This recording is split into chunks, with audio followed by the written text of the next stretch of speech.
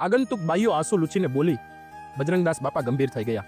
ભલે આવ્યા વાલા, પણ હું શું કરી શકું? અને બુદ્ધિ આવે, સાજી થઈ જાય એવું કંઈક કરો બાપા. ભગવાન જ બુદ્ધિ આપી શકે. બુદ્ધિનો દાતા ભગવાન છે, બજરંગદાસ નહીં.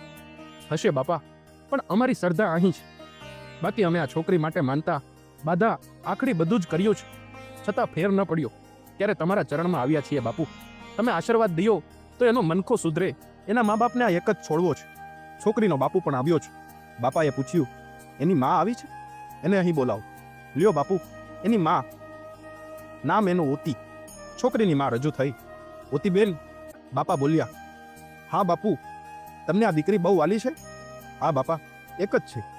તમે એને માટે ગમે તે કરવા તૈયાર છો? હા બાપુ, મારા પેટ માટે શું કામ ન કરું? અને બાપા આંખો ઊંચી ગયા. બાઈઓને લાગ્યું કે બાપુ સ્વર્ગમાં આ છોકરી માટે ચિત્રગુપ્તને મળ્યા છે. વાત કરે છે. ચિત્રગુપ્ત વિધાતાને બોલાવે છે. વિધાતા ચોપડો ખોલીને છોકરીના નસીબનું પાનું કાઢે છે. ચિત્રગુપ્ત કહે છે કે છોકરીની મંદબુદ્ધિની નોંધ છેકી નાખો. આટલું કામ કરીને બાપા આ ઘડીએ આંખો ખોલશે, પણ બાપા આંખો મીચે છે કે બાપા પાસે બેઠેલા માણસો વિમાસણ અનુભવે છે કે રોજ રોજ ચમત્કારોના મિથ્યાપણાની વાતો કરનારા બાપા હવે આંખો મીચીને ચમત્કાર કરી દેખાડવા તૈયાર થઈ ગયા. બાપા પણ તૂત ચલાવે છે. ભાઈઓ અને ભાઈઓની બાજુની કલ્પના પૂરી થઈ રહી કે બાપુએ તરત જ આંખો ખોલી. આ તો લેતી દીતીની વાત છે બાઈ.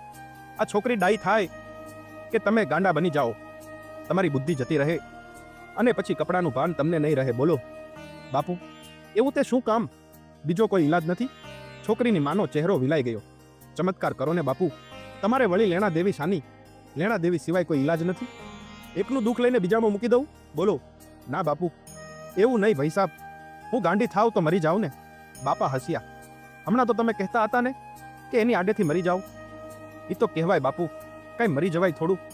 એવો જીવ ન હાલે હો. તમે દયા કરો. દયા શું કરું વાલા? હું કઈ પ્રભુ થોડો છું કે તમારી દીકરીને નિરખીને સાજી નરવી કરી દઉં? આ તો વ્યવહારિક વાત છે. કંઈક આપો અને કંઈક લઈ જાઓ. બાપા હસ્યા. અને જુઓ વાલા, દીકરીને સાજી કરવાનું મન થાય ત્યારે આવજો.